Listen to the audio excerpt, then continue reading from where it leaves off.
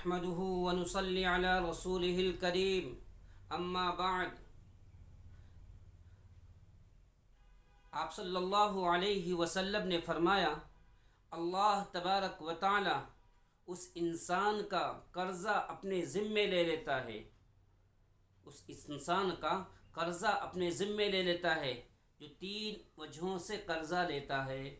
قرضہ صرف تین وجہوں سے انسان لے سکتا ہے اور اس قرضے کی ذمہ داری بھی اللہ تبارک و تعالی نے اپنے ذمے لے لی ہے۔ کب لی ہے؟ جب قرضہ لینے کے وقت میں اس کے دل کے اندر یہ ارادہ ہے، اس کے دل کے اندر دینے کا ارادہ ہونا چاہیے، یہ ہونا چاہیے کہ آج میں اپنی مجبوری کی وجہ سے قرضہ لے رہا ہوں، اللہ جب مجھے مہلت دے گا میں فوراً اس کو ادا کر دوں گا۔ تو آپ صلی اللہ علیہ وسلم نے فرمایا تین قرضہ اللہ اپنے ذمے لے لیتا ہے۔ کون کون سے؟ پہلا قرضہ، ہماری عمر شادی کو ہو گئی، شادی کے لیے ہمارے پاس کوئی وسائل نہیں، کچھ پیسہ نہیں، ہم اپنی شادی کے لیے اپنی نفسانی خواہشات کو ختم کرنے کے لیے، گناہوں سے اپنے آپ کو بچانے کے لیے اگر ہم شادی کر رہے ہیں اور شادی کرنے کے لیے اب ہم نے کوئی قرضہ وغیرہ لے لیا اور قرضہ لینے کے بعد دینے سے پہلے ہمارا انتقال ہو گیا، تو اللہ تبارک و تعالی اس قرض خواہ کو کل قیامت کے دن اس کے بدلے کیا کریں گے؟ اس کو راضی کر دیں گے، اس کو راضی کروا لیں گے، یعنی اس کو اتنا ثواب اس کو عطا فرما دیں گے۔ دوسرا وہ فرمایا مسلمانوں کوئی غریب آدمی نظر آ گیا، کوئی پریشان حال نظر آ گیا، اپنے پاس دینے کے لیے کچھ نہیں تھا، لیکن پھر ہم نے کسی مسلمان کو دینے کے لیے، کسی کی مدد کے لیے، کسی کے ہمدردی کے لیے ہم نے کسی سے پیسہ لے کر، کسی سے ادھار لے کر کسی کی مدد کر دیا، اللہ آپ صلی اللہ علیہ وسلم فرماتے ہیں کہ اگر لینے کے وقت میں بھی اس نیت سے لیا کہ میں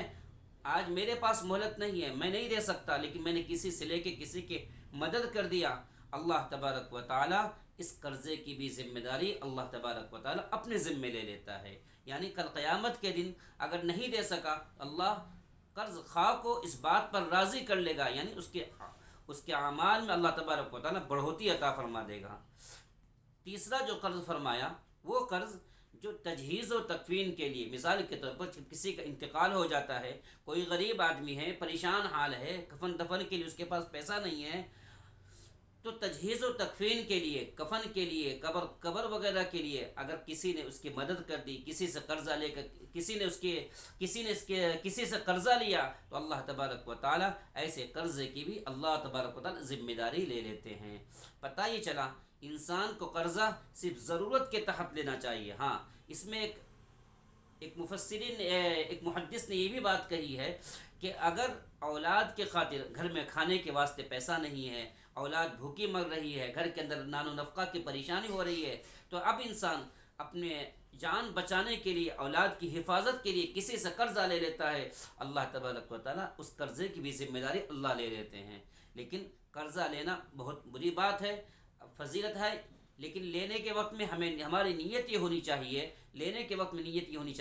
اے اللہ میں آج مجبوری میں لے رہا ہوں، کل مجھے دینے کی توفیق عطا فرما دیجئے۔ جب بندہ لینے کے وقت میں نیت کر لیتا ہے اللہ تبارک و تعالی اس کو دینے کی توفیق عطا فرما دیتے ہیں۔ اگر لینے کے وقت میں ہی نیت میں ڈاماڈول ہوگا، نیت میں یہ ہوگا کہ اب